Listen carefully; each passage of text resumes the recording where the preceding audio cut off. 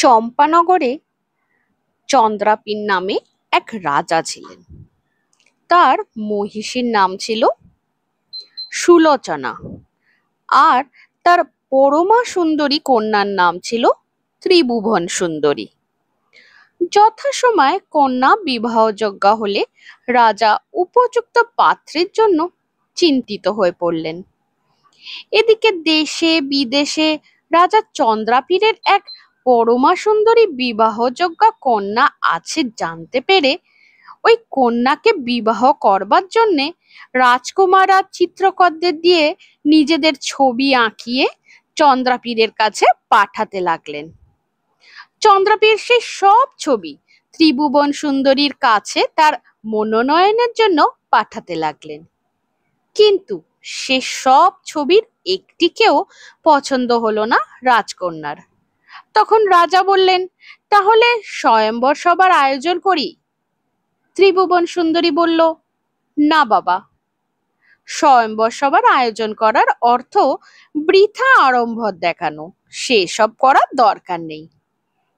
যিনি বিদ্যা বুদ্ধি ও বিক্রম এই তিন গুণে অসাধারণ হবেন, আমি তাকেই পতিত্বে বরণ করে নেব।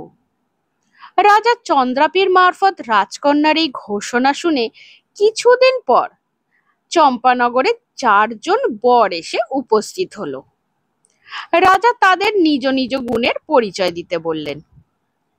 প্রথম জন বলল, মহারাজ, ছোটবেলা থেকেই আমি বহু যত্নে আর বহু পরিশ্রমে বিভিন্ন বিদ্যা দক্ষতা অর্জন করেছি।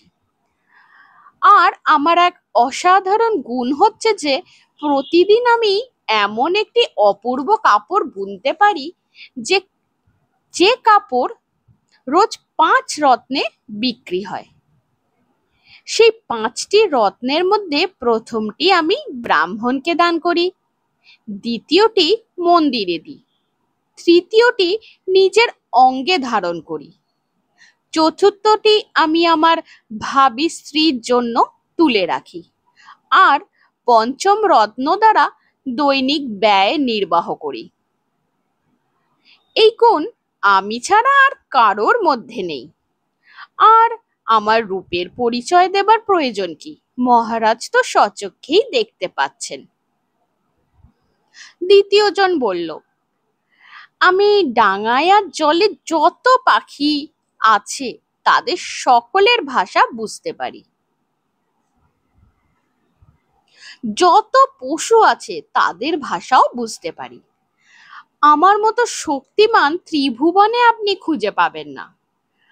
আর আমি দেখতে শুনতে কেমন সে তো আপনি দেখতেই পাচ্ছেন।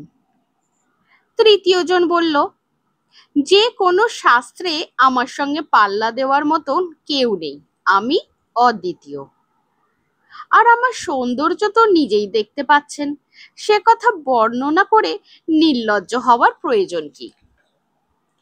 চতুর্থ জন বলল, আমি শস্ত্রবিদ্যায় পারদর্শী, শব্দ শুনে আমি লক্ষ্যভেদ করতে পারি। আর আমার রূপ লাবণ্যের সুখ্যাতি সর্বত্রই যে প্রসিদ্ধ সে তো আপনি নিজেই দেখছেন। এইভাবে চারজনের রূপ গুণ বিদ্যার পরিচয় শুনে চন্দ্রাপীর ভাবলেন, এ তো দেখি কেউই কারো চেয়ে কম যায় না, তাহলে কাকে কন্যাদান করি? শেষ পর্যন্ত রাজা কোনো সিদ্ধান্তে আসতে না পেরে ত্রিভুবন সুন্দরীর কাছে গিয়ে সেই 4জনের রূপ গুণের ব্যাখ্যা করে বললেন, বলো, এদের মধ্যে তুমি কাকে পছন্দ করবে? চন্দ্রাপীরের কথা শুনে ত্রিভুবন সুন্দরী লজ্জায় মুখ নিচু করে বসে রইলেন। তার মুখে কোনো কথা সরল না। এইভাবে উপাখ্যান শেষ করে বেতাল বলল, মহারাজ, বলো, এই 4জনের মধ্যে কে ত্রিভুবন সুন্দরীর পতি হওয়ার উপযুক্ত? বিক্রমাদিত্য বললেন, প্রথম জন কাপড় তৈরি করে বিক্রি করে, সে জাতিতে শূদ্র। দ্বিতীয় জন পশু পাখির ভাষা জানে, সে জাতিতে বৈশ্য। তৃতীয় জন সমস্ত শাস্ত্রে পারদর্শী, সে জাতিতে ব্রাহ্মণ। কিন্তু শস্ত্রবিদ্যায় যে পারদর্শী সেই কন্যা স্বজাতীয়। সুতরাং শাস্ত্র ও উপযুক্ত অনুসারে সেই রাজকন্যার উপযুক্ত। আমার গল্পটি শেষ হলো। নমস্কার।